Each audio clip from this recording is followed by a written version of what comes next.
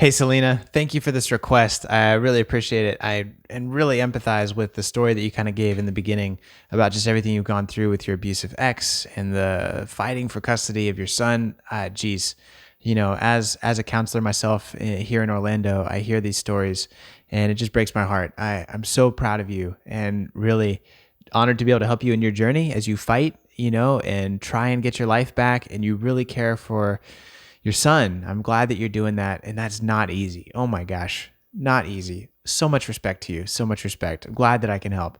So let's talk about this dream. Let's see what we can do here to kind of get into this, talk about the symbols, give you some peace about what your mind's trying to tell you. All good things, okay? Because your mind is trying to give you insight into what's going on inside of it. So here we go. A few weeks ago, I had a dream that my son and I were in a house. My son was in a different side of the house. Me and the dad have a mutual friend that we stayed with a lot while we were together, and she was in the dream as well. In the dream, she invited me to her granddaughter's birthday party, and I asked her if he was going to be there. As soon as I asked that, I turned and he pops out of nowhere. Gosh, it does feel like that, doesn't it, sometimes?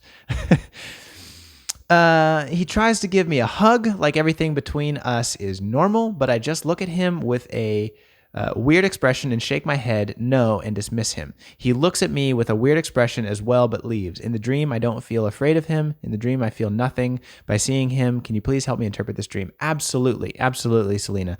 So here's kind of what this means. The house, very classic symbol. You probably heard me talk about it before, a symbol for your mind, right? So the house is kind of, where we live inside of our heads. You've got your son in there, right? He lives on a certain part of the house, right? A different part. But then, you kind of keep him safe and separate. In this other part of the house are sort of your other relationships. And you're trying to go about your life, you're trying to go to this birthday party and you're asking, is, the father of my child going to be there? I don't want him there. I'm not going to go around that, right? And then there he is. Pops out of nowhere. And really what this is kind of symbolizing is sometimes in your head, he pops in out of nowhere. You think you're clear of him. You've been fighting for 5 years, you said, and you still have more to go. Your, trials in May of 2022. And so really what this is kind of trying to say is, as much as I wish it weren't this way, I'm glad that it is in some ways because you're still, Selena, you're still in the fight.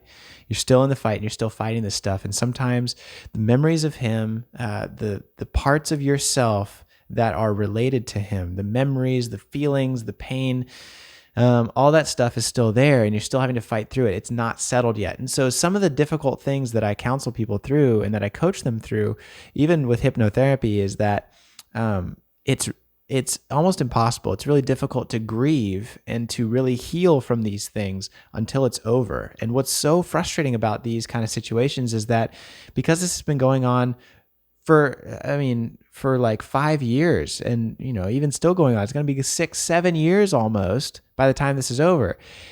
You can't grieve and be done with this until it's totally over, until you're done fighting. It takes some very specific work to be able to get through it. And so these memories, this part of you, a part of him lives in you. Not him per se, but the memories related to him, the experiences related to him. Part of your life is forever changed because of this relationship that you had with this, sounds like not nice guy.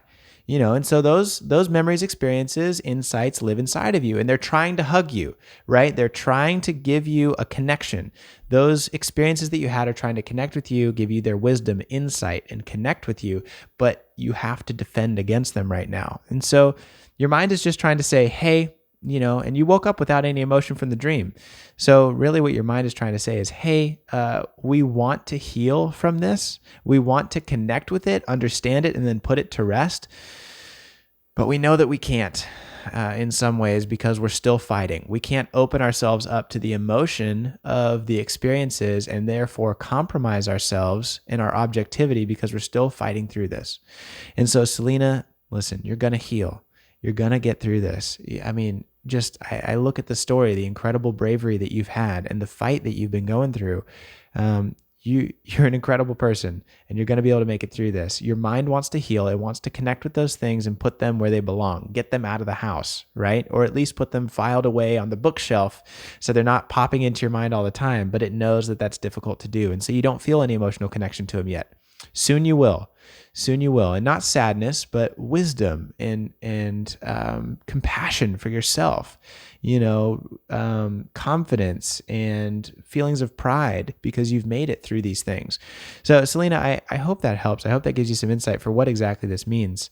Um, you know, I do think that you can heal. I really recommend counseling if you're not in it already. It helps so much. It's something that I do a lot.